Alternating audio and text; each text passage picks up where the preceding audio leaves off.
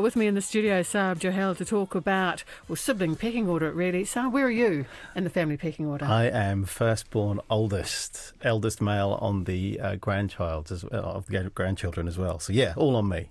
Well, there's a lot of interest, of course, in the birth order. So let's dissect this, shall we? So, as the eldest, what would we expect of you?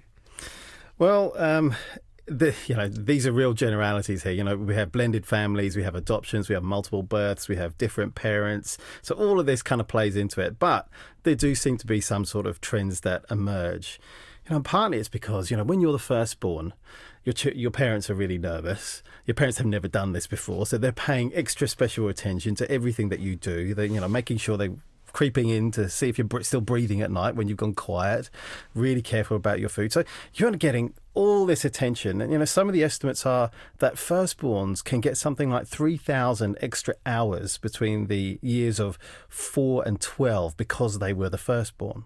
So that's a lot of attention. And so what you end up with is that you end up with firstborns who are responsible. Often they're perceived of as leaders.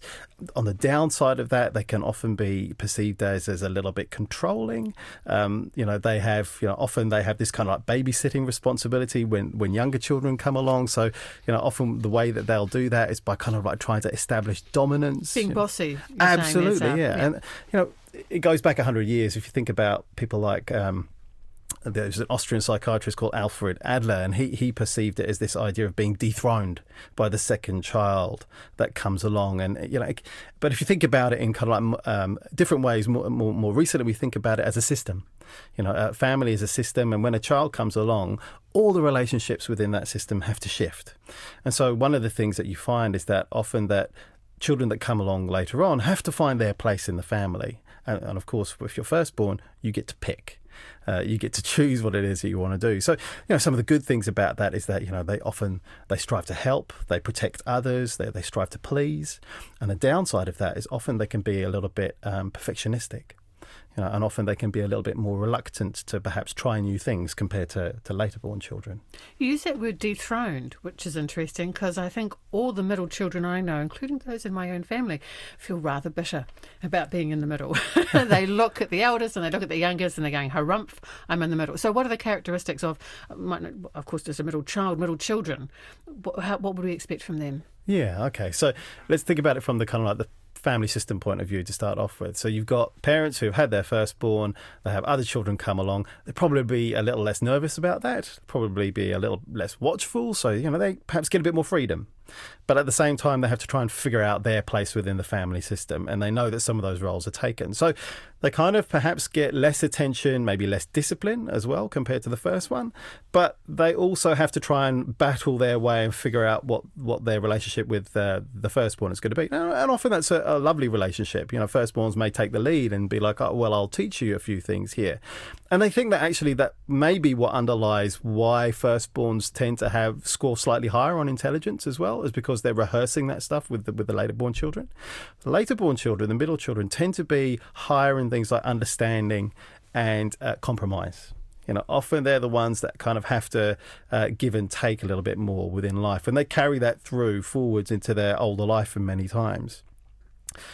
Often they can handle disappointments better as well. Often they may not get to do things for as much time as perhaps a firstborn might have done because there's more children to kind of balance, particularly if there's more than two children in there.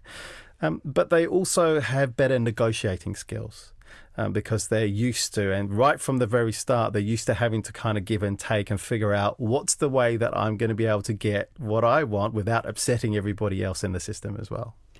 Okay, well, this is where I'm interested. I declare it the youngest child. I'm happy to be the youngest child.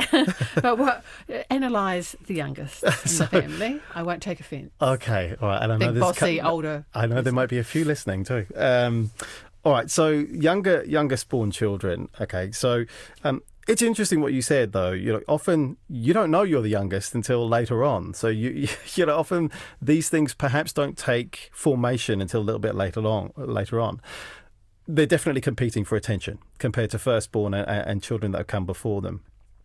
But the parents also might be a little bit more lax, a bit more lenient in terms of attention, in terms of discipline, but also in terms of structure as well. So often they have to figure out how it is that they're going to get the attention that they crave and desire within this family system. So often you can find that they quickly learn how to be quite charming, how to be quite likeable, how to get things. Oh, that's a really nice thing for you to say. So quite Thank outgoing, you. loving to make people laugh, and quite persistent as well. Often they may have to kind of persevere. But on the downside of that is that typically they may have had less responsibility in that family. They don't get into that kind of like caring role, looking after people. They tend to be the ones that looked after, and they may be looked after, and so they might carry that over into their adult roles as well, and they don't tend to attract sort of responsibility experiences either, so they might struggle a little bit if they enter into those roles.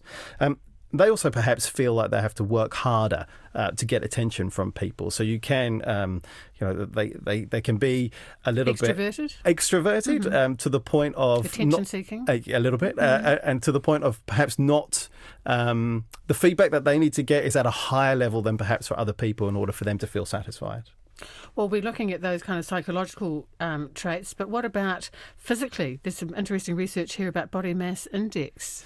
Yeah, there's some really interesting stuff that's come out recently around children who have a sibling born when they are somewhere between 24 and 54 months old. So this kind of critical period where eating habits kind of tend to be established.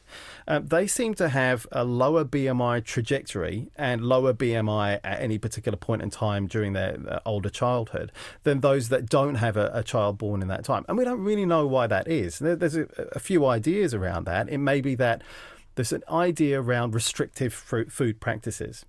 So the idea that you quite careful and controlling over what that child is going to have to eat until a second child comes along. And then all that changes because they don't have the time. The parents don't have the time to monitor it quite so carefully.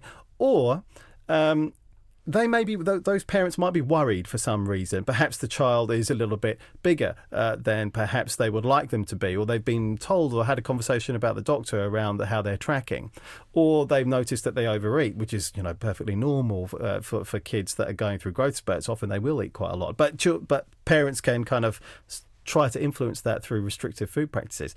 What it seems to be is that when another child comes away, that seems to fall off a bit. We don't know if that's responsible or not. The other way that might be responsible is when a younger child comes along, the older child tends to perhaps take a lead in play. So they end up being more active together than that one child being alone by themselves for a longer period of time during the day. So they think that actually the way that the metabolism works and is triggered and is activated by having another child, that also may be responsible for that change in BMI trajectory. So it's just quite interesting. Well, some questions for you. This one from a listener saying, my daughter is 9 years old and we're expecting our second child in December. Congratulations. Would this 9-year gap make both my children, raising them more like single children in terms of sibling ranking? It's hard to say. Often, they probably won't be competing quite so much for your attention in the same way. But your older child may need quite structured attention in terms of things like what's going on at school, the sorts of transitions that 9-year-old is going to go through over the next 3 or 4 years as they change school, as they go through puberty, adolescence. It's a different kind of attention to the younger child, and often you might find that they're not going to play so well together because of the big age difference, and so you may end up having to kind of parent quite differently than if they were in a smaller age group. At the same time, smaller gap, But at the same time, the older child may react quite well to the additional responsibility of being able to step into a caregiving role. But at the same time, you don't know. It may be that they don't appreciate the ability or the request to lose some of their time. Well, babies require a lot of attention. They just do. Absolutely. Yeah. And I remember when I think I was 5 years old when my sister was born, and I remember firstly saying, "Can you please give it back?" And then secondly, kind of really getting into spending time with my with my sister because I think I realised fairly early on that there was no alternative. And the only way for me to get attention was to be with my sister because all the attention seems to be going on her. So kids figure this out fairly quickly in terms of how it is that they get attention. One of the things to watch out for, though, is that firstborns, they tend to go the conforming route. If the conforming route doesn't work, then they can go quite rebellious in order to get the attention that they want. So my advice would be just to make sure that you do carve out time for your 9-year-old to have some solo time, which is what they're used to, because what you want to do is to really reward that behaviour and reward with that attention rather than giving attention for behaviour that may occur because they feel like they're not getting the attention that they want. Here's another interesting one. Our listeners are guaranteed to throw in some curly ones. Jenny says, look, please ask about twins. Our family is one girl and then we have twins, boy and girl twins. So is that 2 youngest children and 1 oldest child? I don't know. How does it work on the rankings and can you give them some advice? Yeah, it's hard to know. I'm not aware of anything off the top of my head that speaks to that. But what you'll find is that relationship between the twins is going to be very strong, of course. But often the older child will act as perhaps a little bit of an addition or a diffuser of anything that occurs that isn't going so well. But again, the same thing applies as to the previous conversation, is making sure that that older child gets the attention for them as an individual, as well as being part of this trio of children that you now have. So you're just making sure that you're rewarding that the behaviour that you see with the good attention rather than bad attention for stuff that might get acted out if they don't feel like they're getting the attention that they deserve and have been used to. So many twins. We're getting lots of requests for twins, so thanks for covering that off. Another listener says, I have 3 children, a 9-year gap and an 8-year gap. Yep, they're like 3 only children. That is a sizable gap, isn't it? They'll be besties when they're older. Our family is a little bit like that too. What are some of the advice that you can give if you have a child, maybe say you've got 3 children and for whatever reason the middle child is feeling a bit neglected or something like that? I mean, how can you give equal attention and make every child feel appreciated and valued? Yeah, the interesting thing about middle children is that often they'll go outside of the family system to get the support that they need. Because they find themselves, a little bit like the attention is lacking. So they tend to be quite good at making friends. And they tend to form intimate circles of friends that kind of represent the extended family that they would kind of choose to have. So they tend to be quite good at making friends, but also keeping friends as well. Their relationship skills tend to be quite good compared to, and again, generalizing, compared to older and the younger ones. So, and that goes back to their kind of negotiating skills as well. And they can also handle disappointments and fractures in those relationships and can heal them better as well.